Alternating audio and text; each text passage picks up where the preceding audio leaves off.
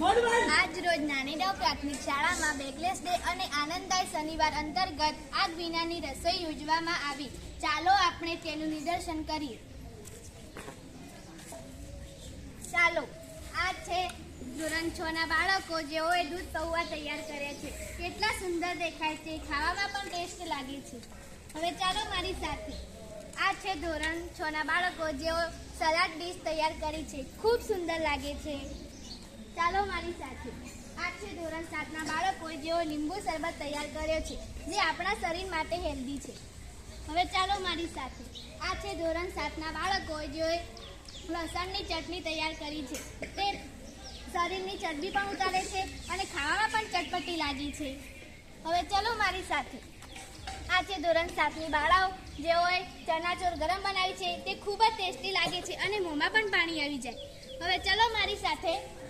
આ છે ધોરણ 6 ના બાળકોએ જેઓએ લીંબુ શરબત બનાવી છે. તે ખૂબ ટેસ્ટી લાગે છે અને આપણા શરીર માટે ખૂબ જ સારું છે. હવે આવે છે આપણે ધોરણ 8 ની બાળાઓ જેઓએ કુલેર બનાવી છે.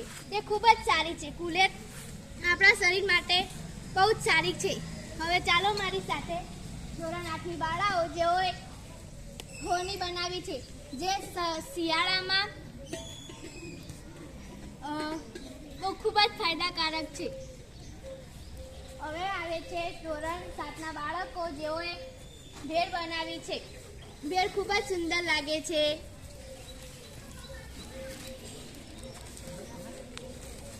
હવે ચલો મારી સાથે. આ છે ધોરણ 8 ની બાળકો જેઓ સલાડ ડીશ બનાવી છે. ખૂબ જ સુંદર ડેકોરેશન કર્યું છે અને ખાવામાં પણ ટેસ્ટી લાગે છે. હવે ચલો મારી સાથે. આ છે ધોરણ 8 ના બાળકો જેઓએ ભેળ તૈયાર કરી છે. ભેળ પણ ખૂબ જ સુંદર લાગે છે.